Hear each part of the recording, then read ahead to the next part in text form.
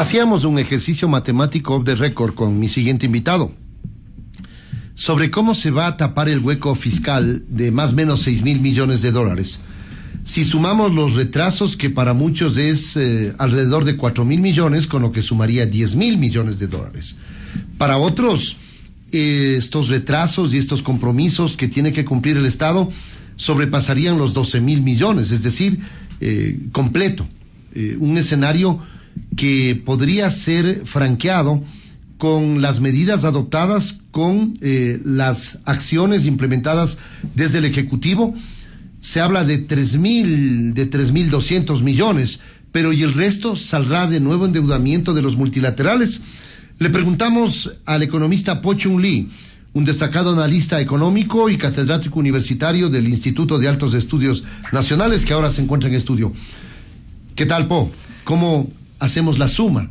¿Cómo llegamos a tapar el hueco? Bienvenido, buenos días. Muy buenos días, Wilson. Siempre un gusto acompañarles. Saludo a la audiencia.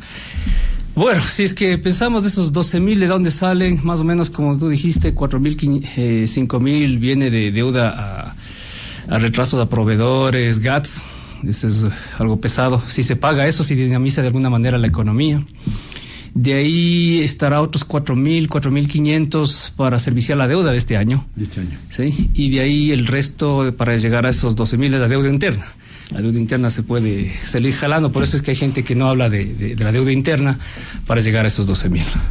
De ahí, de todas estas reformas... Pero lo mínimo es 10.000 millones. Si hacemos un ajuste, digamos, no vamos a pagar la deuda interna, es decir, no cambiamos de un bolsillo al otro, pero lo otro sí tenemos que cumplir, quiera que no. Así es. Entonces, esos 4.500 más o menos toca. El otro 5.000 se puede salir jalando poco a poco mientras va llegando la plata, porque para eso se hicieron esas reformas de anticipación del impuesto a la renta, que todos los meses pagarían un poquito. Es como que las utilidades de las empresas van mensualizando. Eso traería un alivio. Estos 3 puntos extras, si es que deciden hacerlo, mínimo es 1. 3. Pero 3 sería lo ideal para el gobierno, digo, no para los ecuatorianos. Claro. Lo ideal sería para el gobierno, pero lo que ha dicho es 1, es decir, permanente, del 12 al 13, y 2 circunstancialmente si el presidente así lo requiere. Así es, pero más posible que sí, porque esa es una de las condiciones. En el último acuerdo con el FMI hay 2 cosas que no cumplimos. Una es que no subimos el IVA, y la segunda es que no focalizamos o quitamos los subsidios de los combustibles. Entonces, con estas 2, al menos con una ya está hecha. La otra, si tenemos cierta buena fe de que se está caminando, entonces ese acuerdo nuevo con el FMI llegaría. Y ahí tendríamos los restantes 5.000 millones. Faltaría aún. O 6.000 millones, digamos, en buenas sumas y matemáticas, ¿no? Sí, son 6.000 millones. No nos van a financiar todos, siempre que queda en promedio un 3/4, entonces falta un 25% que dicen arréglese usted. Y eso implica o reducir el tamaño del Estado o vende algún patrimonio. Pero ahí se vienen también otros ingresos, ¿no? Esto de las telefónicas aún no se negocia, y ahí estamos hablando de entre 1.200 a 2.000 millones de dólares. Entonces también es un buen ingreso que puede venir. De todas maneras... Eso de ley hay que tomar en cuenta, porque en junio ya deberán, de acuerdo a lo que ha dicho el propio ministro, tener ya un panorama claro de cómo va a quedar esta renegociación, que podría darnos lo que usted dice, ¿no? 1.200 millones. Sí, mínimo 1.200, que de alguna manera se compensa eso de que faltaba del ITT. Entonces... pero había opciones, y esto del ISD ya subieron. Si sumamos todas esas reformas del ISD, las utilidades Banco Central, el 3% más del IVA de la banca, ¿no? Y las utilidades de los grupos económicos más importantes, ¿no? Así es. Entonces, si tiene ese 3.25 y estas utilidades a las cooperativas y el banco, estamos hablando de que todo eso sumaría otros 3.200, 3.600. Ya. De ahí quiten unos 400 que... Pero incluido el IVA. Incluido el IVA. Ya. Incluido el IVA, incluido las utilidades del Banco Central por vender oro. Claro. Oro vendido 636 millones y de esos 70%, más o menos 440 de oro. Entonces, eso también entra al fisco. Y de ahí creo que también hay, sumando todo, hay que quitarle, ¿se acuerda? Ese 5% del IVA para construcciones y estos incentivos de esa ley de eficiencia económica. que tiene que ver con dar incentivos al empleo joven, etcétera, etcétera. Entonces, ahí estamos hablando de 3.200 mil millones. Entonces, aún así, sumando todo, restando todo, y si nos prestan 7.500 de los 10.000 que estamos hablando, faltarían unos 2.500 millones. Entonces, esos 2.500 millones tal vez venga de la telefonía, 1.200 para de 2.000. completar los 12.000. Sí, para completar. Entonces, sí, ya no es tanto raspar olla, se hicieron los ajustes que se necesita, entonces debería haber esa sostenibilidad al menos de este año, ¿no? El próximo año no sabemos. Pero yo le decía a Po al inicio cuando saludábamos, en otro escenario, en otra coyuntura, esto no habría sido posible. Pues imagínese usted ahora, no sé si con aplausos, el presidente de la República ha logrado incrementar el IVA con además una coherencia en el discurso y en el accionar de dos bloques legislativos que han dejado hacer y dejado pasar. Me refiero a la Revolución Ciudadana y al Partido Social Cristiano, porque están mirando de reojo las elecciones del 2025.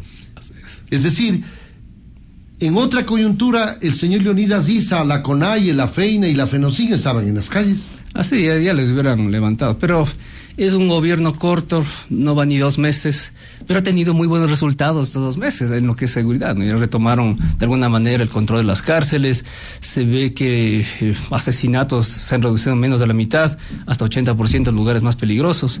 Entonces la gente sí siente ese alivio y está dispuesto a apoyarlo. Y eso sucede también en cualquier coyuntura al principio de cualquier gobierno. Pero es excelente en el sentido de que por lo menos vemos hacia dónde vamos, porque antes ya nos mostraban, ¿no? Esto todo se podía hacer, no lo hicieron. Entonces, ahí está, ¿sí, no? Con lo mismo con el presidente Lazo, ¿se acuerda? Al principio cuando entró... Estados de excepción tras estados de excepción. Ahora, no sé si cambió el tema de la declaratoria de conflicto armado interno, que le dio algunos elementos adicionales para intervenir más directamente con las Fuerzas Armadas.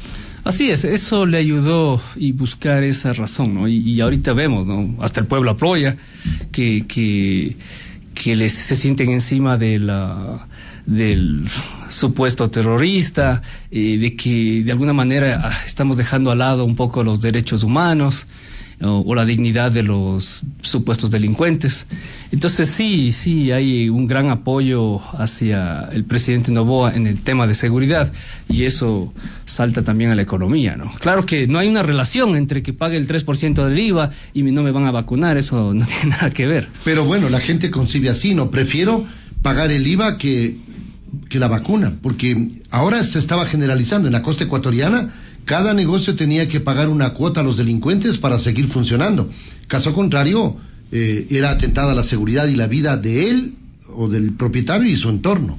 Así es, entonces con esto un poco de mano dura en este mes, y si es continuo y seguimos equipando a la policía y a los militares, entonces seguiremos viendo mejores resultados, pero de base siempre ha sido la inteligencia, ¿no? Realmente hay que saber cuál es el plan de ruta para atacar a todos estos grupos organizados delictivos, y de ahí tendremos realmente esa paz que buscamos, ¿no? Que sí es posible, basado en los resultados que hemos visto. El Fondo Monetario Internacional y los multilaterales nos prestarán cerca de 7.000 millones. ¿Eso es así? ¿Nos prestarán o nos darán una partecita? Siempre ha sido por partecita, Wilson. O sea, nunca dan, tome todo y vaya como le vaya bonito. Si lo dice, mire, de buena fe queremos ver lo que llaman esa consolidación fiscal. ¿Cuáles son sus ingresos? ¿Cuáles son sus egresos? Usted tal vez tendrá excedentes o está mostrando que no tiene que recurrir al Fondo Monetario Internacional. Entonces ellos también quieren ver eso y quieren esa transparencia en las cuentas. Eso también hay que entender, las multilaterales no son los malos, ellos les toca presionarlo. Lo ideal es que nunca tendremos que ir a recurrir al Fondo Monetario Internacional, eso fuera lo ideal. Eso sería... Sí, y muchos países no lo hacen, porque saben que es fuerte las medidas. Por ejemplo? La mayoría de los países, más bien solo hay como 30, 40 países que van al FMI, y generalmente es porque tienen problemas de balance corriente, ¿no? Argentina es el clásico ejemplo. Por favor. Y de ahí también es político, porque Venezuela nunca le van a dar, Cuba nunca le van a dar. Entonces también hay que entender que este fondo es de alguna manera política, ¿no? Y por eso siempre se hablaba de esa ilegitimidad de la gobernanza, porque Claro o no, la política está encima de lo técnico. La mayoría de los casos, 90% más, en el FMI son préstamos técnicos, pero hay un porcentaje que se maneja. Y ahorita estamos aprovechando que coyunturalmente también, porque somos parte de ese Consejo de Seguridad de las Naciones Unidas, y eso creo que estadísticamente, hasta varios de mis trabajos han mostrado, que si usted está en ese consejo, primero le reducen las condiciones, y segundo, si usted vota como Estados Unidos le gusta que vote, próximo periodo su cuota de préstamos aumenta. Pero es necesario entender que el endeudamiento es altamente oneroso, caro, digámoslo así, porque estamos con un riesgo país que si bien ha bajado, pero no lo suficiente como para tener la posibilidad de endeudarnos con intereses bajos, asequibles. Así es, usted no es sujeto de crédito, básicamente tiene 800 puntos o más, porque es realmente caro. 800 puntos en el riesgo país implica pagar 8% más el costo del dinero, que puede ser entre 3 a 5%, depende cómo varía el mercado. Entonces, 13% de interés es carísimo. Estamos hablando de que en esa deuda, solo el interés, no olvídese de los cargos, estamos hablando de que en 5 años ya está pagando todo el capital. O sea, si es una casa, lo que pidió prestado le está pagando a la otra casa a las multinacionales en 5 años. Entonces no es legítimo, y por eso se trata de no llegar a esos términos, ¿no? Pero eso es lo difícil, ¿no? Y de ahí estamos hablando de que sí ha bajado 200, 300 puntos, pero cuando usted tiene alto, cualquier cuando cosa que haga... 2.000 puntos, claro. Imagínese usted. Si baja a 1.000, igual no somos sujetos de crédito. De 2.000 bajar a 1.000, no somos sujetos de crédito. Pero eso es una aspiración, pero no sé si sea realizable, no bajar abruptamente de 2.000 a 1.000. Es ilógico. Ahora estamos en ¿cuánto? En 1.700, 1.800. 1.700, sí, ¿no? Entonces tampoco es que estamos recontra que bien, ¿no? Es malo. O sea, no es sujeto a crédito, nadie le va a prestar. Cuando baja su riesgo país, no solo el interés baja, sino también los que quieren ofrecerle préstamos suben, ¿no? Porque dicen, bueno, ya es estable este país y sí nos paga. Entonces, eso sí nunca ha sido una opción para este gobierno, a menos que... Y se vienen elecciones del próximo año, entonces, incertidumbre otra vez, esto no va a bajar estructuralmente, al menos del próximo año. Ahora, con el escenario electoral, el presidente no creo que se atreva a incrementar los 3 puntos de golpe del IVA. ¿Se va a mantener en el 1 o usted cree que irremediablemente tiene que subir los 2 puntos adicionales? Porque lo que está vigente es la posibilidad de que el presidente suba al 15%. Yo creo que es una buena negociación para el FMI, ¿no? Decirle, mire, yo tengo bajo la manga 2% que puedo subir, ¿cuánto me presta sin tener que subir? Porque eso me afecta a la reelección. Todo el mundo lo sabe, ¿cierto? Subir esto, si usted piensa en comprar una refrigeradora, una de televisión, hágalo antes de abril, porque si no le va a subir un porcentaje más. Pero ¿y al Fondo Monetario le conviene que Noboa siga en el poder? Le pregunto, o sea, porque se me viene a la idea el rato que usted hace el razonamiento. Si dice Noboa, mire, yo no subo los 2 puntos adicionales porque tengo la posibilidad de ser reelegido y ir 4 años más. Y ahí será otro escenario, el que mantenga de la relación de pago del Ecuador hacia los multilaterales. Yo creería que sí. ¿Sabe por qué? Hay que entender, el presidente Noboa es doble nacionalidad. Él también es gringo y es ecuatoriano. Entonces, esa es una. La otra es que él también fue a aprender economía al estilo norteamericano, que yo también era así. Si usted me pregunta, hasta mis 20, un poquito los 30, yo también era neoliberal, ¿no? Yo también creí en estas pavadas de que hay que privatizar, reducir el tamaño del Estado. Pero he visto que eso no funciona ya a nivel mundial. Entonces ya he cambiado, ¿no? O sea, nunca es tarde para interesarse. Claro. Entonces hay esa relación, ¿no? Usted es de alguna manera ciudadano nuestro, usted se educó en las mejores universidades estadounidenses y aquí hay una relación muy fuerte con usted. Además su empresa también hace mucho negocio con nuestro país, entonces no hay razón para no creer en él. O sea, es una muy buena elección.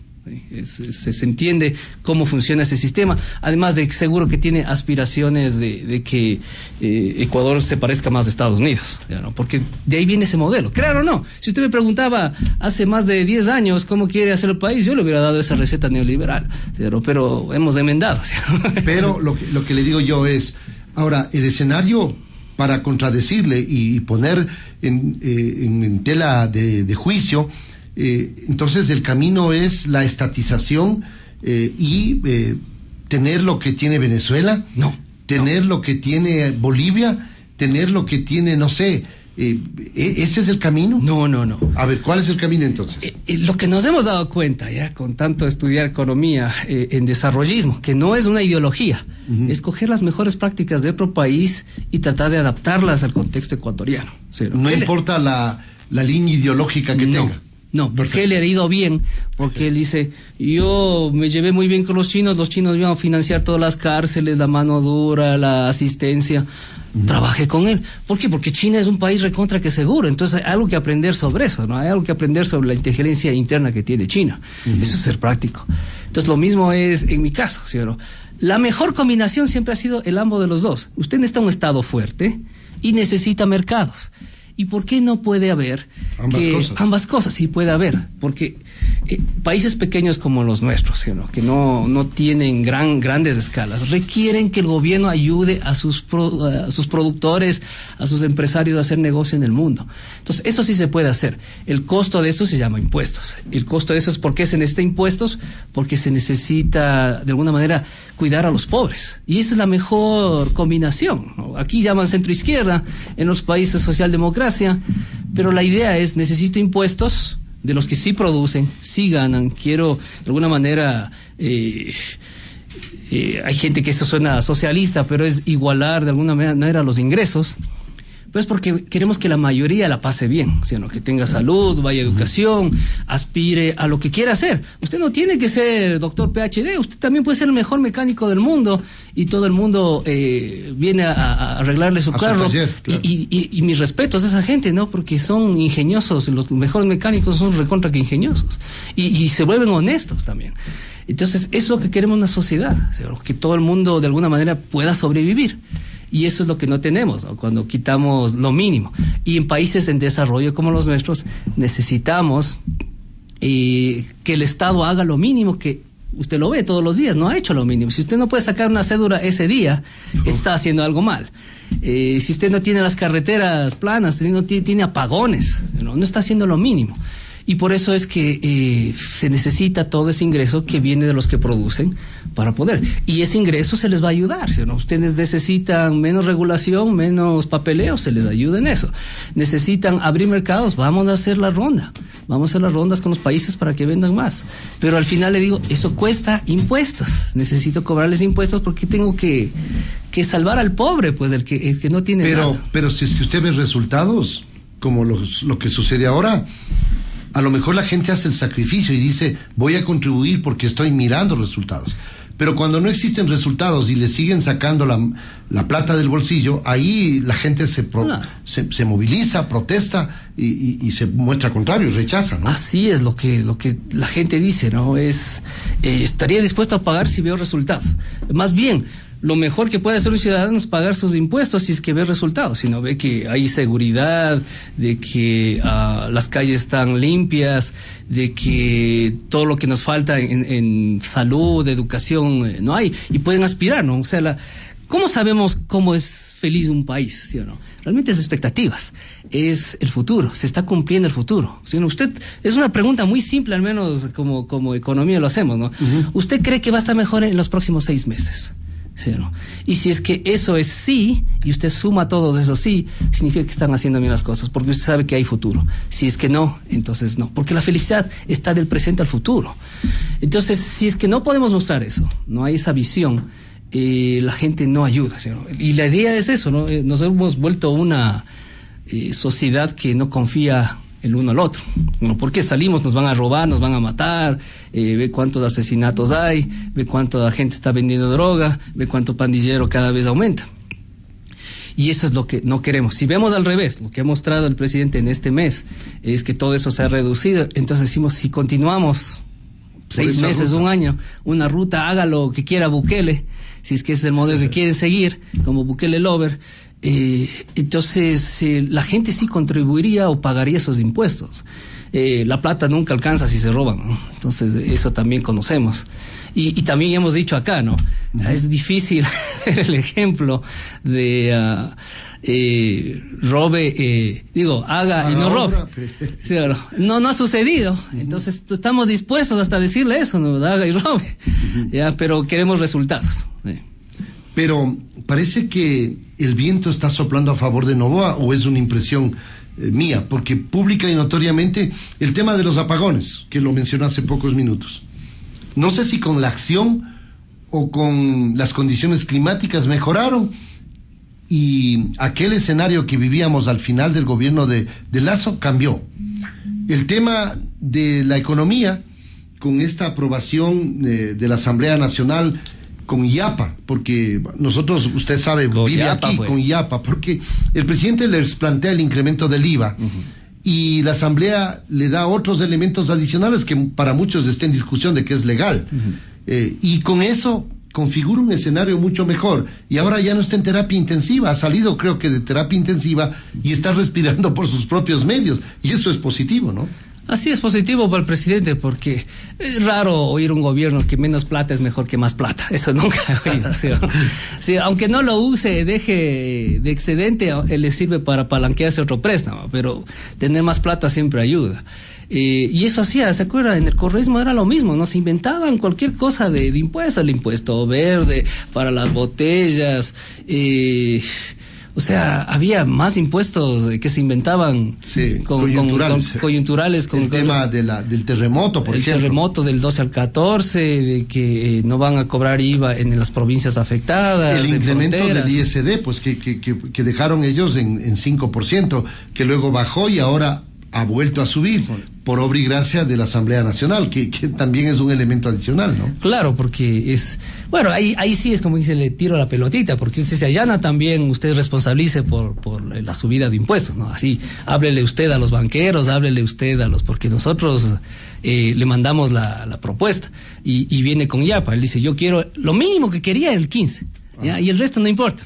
Y dice, no, aquí está la yapita, si quiere acepte. Y eso es lo que sucedió. Entonces, y salen intactos políticamente encima de eso, porque han dicho somos coherentes en lo que decimos y lo que hacemos, porque no apoyaron el incremento del IVA, le dieron otras alternativas el presidente a través del veto. No sé si fue una maniobra, creen todos que sí, que fue una maniobra, al igual que el estilo de Guillermo Lasso, pasó por el Ministerio de la Ley y ahora tiene postre, plato fuerte, entrada y un gran vaso de jugo, ¿no? Jugo bajativo, petit fou, como saben, ya cuando pague la cuenta le damos caramelitos, ¿no? Sí, o sea, hablando de ingresos, ya tendría, no todo, pero un gran respiro que no tenía, por ejemplo, el presidente Lasso, ¿no? Y yo sí no entendía lo del presidente Lasso, porque él siempre se jactaba de decir que tenemos las reservas internacionales más altas de la historia, a la hora de entregar gobierno no hay plata. Entonces, ¿qué pasó? Y de ahí no pasaron obras, ¿no? Sabíamos de toda la incompetencia que sucede en ese gobierno. Y ahí quedó. ¿De dónde se fue toda la plata si usted dice que se la ahorró y dicen que no está ahí? ¿No? Entonces, en este caso va bien. O sea, si las cosas no cambian, mañana gana las elecciones. Eso es lo que va a suceder. Por más competidores que surjan en el camino, ¿no? Sí, o sea, pero no se sabe la coyuntura. O sea, siempre hay que cuidarse de los ataques terroristas, por ejemplo. Si se viene uno fuerte... Y ahí sí dice, todo lo que usted hizo este mes era más bien ellos estaban buscando el plan maestro, ¿no? Y eso sucede en terrorismo, ¿no? Porque cuando usted no hace ataques pequeños, está acumulando para hacer un ataque grande. Después de un ataque grande, ya no hay presupuesto para el próximo ataque, ¿no? En economía funciona así al menos, ¿no? Ojalá eso no suceda y ojalá en realidad el presidente esté retomando el control, al menos en las cárceles se avisora que sí, pero si regresa al SNAI, yo sé que esa no es materia suya, usted es economista, pero si regresa al SNAI, usted vive en el Ecuador, usted es un ecuatoriano, es decir, si regresa a manos del SNAI ya sabemos lo que va a pasar, porque en N veces la policía y los militares intervinieron en las cárceles, encontraron droga, encontraron lo que sea, regresaba a manos del SNAI y volvía. O sea, esto era un cuento de nunca acabar. Sí, aunque hagan las cárceles nuevas, estamos hablando de que esas cárceles nuevas necesitan personal nuevo. ¿sí? Y gente o que se queden los militares. Sí, o algo que no permita que entren eso o queden incomunicados. Entonces tiene que cambiar las cosas. Esas dos nuevas cárceles que vayan a hacer no van a ser las cárceles de antes. Tendrá que ser, el software es lo importante, porque el hardware, que es la infraestructura, está ahí, pero cómo se maneja, siendo el procedimiento, el protocolo, eso es más importante, ¿no? Es como se maneja el metro, es más importante que tener la infraestructura. Y ahí está la clave. Entonces debemos ver si es que va a haber gente enmascarada. Idealmente ponen androides y robots que son incorruptibles, ¿no? Eso fuera lo ideal, estamos conociendo. Pero eso es ciencia ficción. Si tenemos algo así, mejoraría. La otra también es combatir las finanzas. Desde la economía sí le puedo decir. Las economías de los terroristas. Así es, de cómo bandas se transfiere, cómo se lava, cómo se investiga. Debe haber una fiscalía dedicada solo a lavado de dinero. Y esa sí trabaja ya más con inteligencia financiera. Entonces, eso también es esencial. Porque si usted no corta el financiamiento, es eso. Pero de ahí hay otra, ¿no? De que, claro, no, mucha la economía del país también gira alrededor de las drogas. Entonces... Es un relajo. Sí. Ahora, le pregunto finalmente, lo que está haciendo Noboa es pateando el problema para adelante, porque finalmente es endeudamiento. Estamos en una coyuntura que es responsabilidad de todos los que han pasado en este gobierno. Y Noboa no va a ser la excepción, pues porque le va a patear el problema para el que viene. Y el que viene tendrá que volver a endeudarse y pagar lo que se endeudó el anterior, lo que le está sucediendo ahora a Noboa, ¿no? Sí, y eso es la coyuntura, ¿no? Y eso pasa a cualquier presidente que venga, porque esa es una de las herramientas, endeudarse. La pregunta es, ¿endeudarse para qué? Si en este caso es legítimo endeudarse para resolver el problema de seguridad, está bien, la coyuntura le favorece. El problema es aquí con quién se endeuda, y este es el FMI, que son reglas muy, muy fuertes. Entonces, por eso decimos, considere todos los escenarios, porque el FMI le dice, yo no desembolso hasta que vea el cambio que yo le pedí, ¿sí, no? Si no es privatización, bueno, aquí no hay como que dice, diluir la moneda, ¿no? Para que nos compren nuestras exportaciones más barato.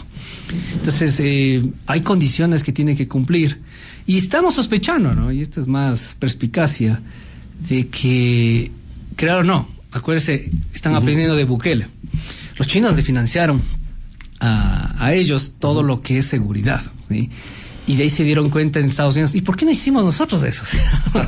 Entonces, esa sería una buena excusa o una buena razón, que ustedes ya llegaron a su cuota, pero por seguridad, porque ustedes tienen que sobrevivir, porque ustedes son los grandes aliados, aquí está un préstamo, un paquete adicional. Sí, entonces eso cuando vinieron los generales a regalar 2 millones, eso no viene gratis, pues. Claro. Eso viene, esta es la probadita, a ustedes les encantan nuestros juguetitos, cómprenos a futuro, y ahí viene ese préstamo, ¿no? Y acuérdense que Estados Unidos, China, esos grandes países, su gran negocio también ha sido el armamento, ¿no? Entonces, si usted es medio perspicaz en esto, tal vez ahí hay algo.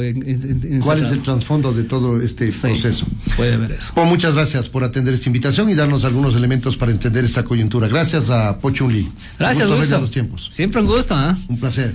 Po Chun Lee, analista económico y catedrático universitario, profesor del Instituto de Altos Estudios Nacionales. Nos vamos a la pausa, no se vayan.